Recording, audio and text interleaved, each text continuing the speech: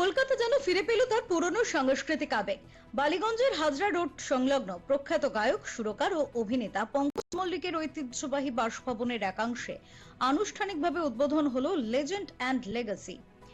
10ই মে পঙ্কজ মল্লিকের জন্মদিনে ঠিক পরের দিন 11ই মে 2026 জমকালো অনুষ্ঠানের মধ্য দিয়ে পথ চলা শুরু করলো এই অনন্য সাংস্কৃতিক কেন্দ্র ও ক্যাফে। এই উদ্যোগের নেপথ্যে রয়েছেন পঙ্কজ মল্লিকের দৌহিত্র রাজীব গুপ্ত এবং দৌহিত্র বধূ ঝিনুক গুপ্ত। তাদের ভাবনায় তৈরি এই কেন্দ্র শুধু একটি ক্যাফে নয়, বরং কলকাতার সাংস্কৃতিক ঐতিহ্যকে নতুন প্রজন্মের কাছে তুলে ধরার এক বিশেষ প্রয়াস। প্রায় 100 বছরের পুরনো আর্ট ডেকো শৈলীর এই বাড়ি এখন নতুনভাবে সেজে উঠেছে শিল্প, স্মৃতি ও সঙ্গীতের আবহে।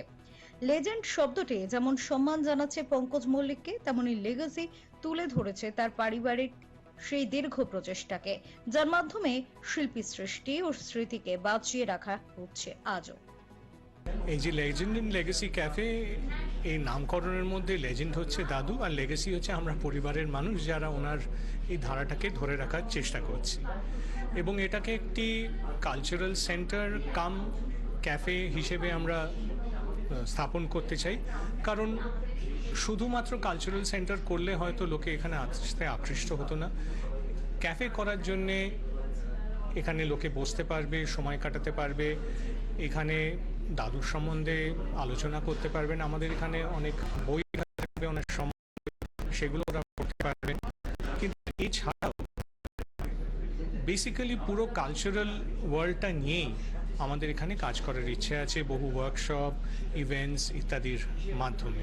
আমি দাদুকে পেয়েছি 6 বছর পর্যন্ত। সেই সময় আমি দাদুকে কোনো সঙ্গীত শিল্পী বা সেলিব্রিটি হিসেবে জানিনি। আমি যেটা জেনেছি দাদু তো উনি খুব ডিসিপ্লিনেরিয়ান ছিলেন, আমাকে অনেক কিছুর প্রশিক্ষণ দিয়েছেন। যদিও খুব ছোট বয়স ছিল, কিন্তু তাও আমার খুব পরিষ্কার দাদুকে মনে রয়েছে। তবে বাড়ির লোকের কাছে অনেক গল্পই শুনেছি, দিদার কাছে, মায়ের কাছে, যে এই বাড়িটাতে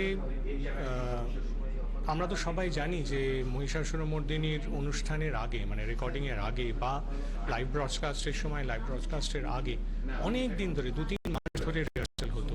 কিন্তু তারও আগে এই বাড়িতে একটা ঘরে রিহার্সাল হতো। তো মহিষাসুরমর্দিনীর সব শিল্পীরা তারা আসতেন এখানে রিহার্সাল করতে। আর এই বাড়িতেই তো অনেকগুলো গানের স্বরারোপ হয়েছে। তো দেখতে গেলে মহিষাসুরমর্দিনীর ছাড়াও অন্যান্য অনেক সুরারোপিত গানে ওনার এই বাড়িতে বসেই কাজ হয়েছে। আমার কাছে মনে হচ্ছে this had been a very important thing and long due. সেটা হলো, এবং সেটা আমার কাছে খুব জরুরি। তখন আমার মনে হয়েছে যে আমার মনে ভারতবর্ষের সঙ্গীত, বাংলা সঙ্গীত নয়, ভারতবর্ষের সঙ্গীতের যে তার ছড়িয়ে পড়া বাংলা থেকে, সেটা আমার মনে হয় যে সেই পঙ্কজ কুমার মল্লিক হচ্ছে একেবারে প্রথম, মানে পুরোধা মানুষ।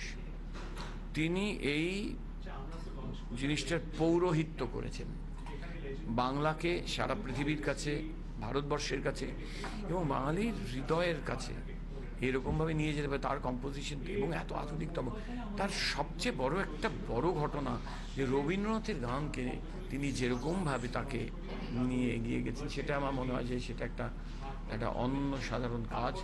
সুতরাং আমার মনে হয় যে এই ক্যাফেটাকে আমি বলবো, মানে আমি যেমন নিজেকে আমি বললাম যে আমাকে যদি কখনো কোনো ট্যুর গাইডের মতো করে বলা হয়, বা আজকে আমার একটা স্পেশাল দিন, যেদিন আমি কুমার মল্লিক সম্পর্কে একটু কথা, একটু গান, এগুলো সমস্ত কিছু করে যাব। যারা কফি খাচ্ছে তার সঙ্গে আমি এটা করবো, আমার খুব ভালো লাগবে, মনে হবে জীবনটা একটু ধন্য হলো। হ্যাঁ, এই উদ্যোগটা নিঃসন্দেহে প্রশংসনীয়।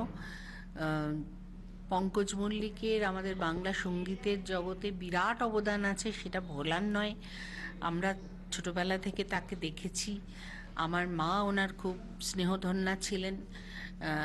ওনার বিশেষ করে আমার মহালয়ার মহিষাসুরমর্দিনী কেউ কখনো ভুলবে না। ওটা আজ থেকে 1000 বছর পরেও মহিষাসুরমর্দিনী চলবে, আমি আশা করি। কারণ ওই সুর, ওই অর্কেস্ট্রেশন আর কেউ করতে পারবে বলে আমার মনে হয় না। তো এছাড়া ওনার এই যে রবীন্দ্রসঙ্গীতকে পপুলারাইজ করা ছবির মাধ্যমে, সিনেমার মাধ্যমে, এইটা পুরো কৃতিত্ব পঙ্কজ মল্লিকের। একমাত্র উনি ছিলেন যাকে রবীন্দ্রনাথ স্বয়ং সুর করার অনুমতি দিয়েছিলেন। দিনের শেষে ঘুমের দেশে এরকম একটা অপূর্ব গান আর হয়নি। তো তার স্মৃতিতে এইরকম একটা উদ্যোগ ওনার পরিবারের মানুষেরা নিয়েছেন, এটাতে আমি ব্যক্তিগতভাবে খুবই কৃতজ্ঞ। আমি চাই যে এই প্রজন্মের ছেলেমেয়েরা এখানে বারবার আসুক, এগুলো দেখুক, দেখে জানুক পঙ্কজ মল্লিক কী ছিলেন।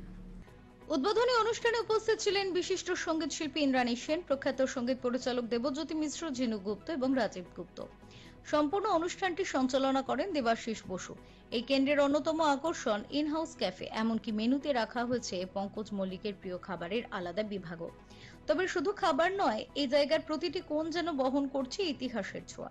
শিল্পীর ব্যবহৃত অর্গান, তানপুরা, পুরনো রেকর্ড কভার, আকাশবাণীর অনুষ্ঠানের নানা মুহূর্ত, চলচ্চিত্রের বুকলেট, বিশিষ্ট ব্যক্তিদের সঙ্গে তার ছবি, ডাকটিকিট, পুরস্কারের ব্লো আপ, সব মিলিয়ে যেন এক জীবন্ত মিউজিয়াম। থাকছে গান শোনার বিশেষ ব্যবস্থা, সাংস্কৃতিক কর্মশালা, অনুষ্ঠান এবং নানান সৃজনশীল আয়োজন।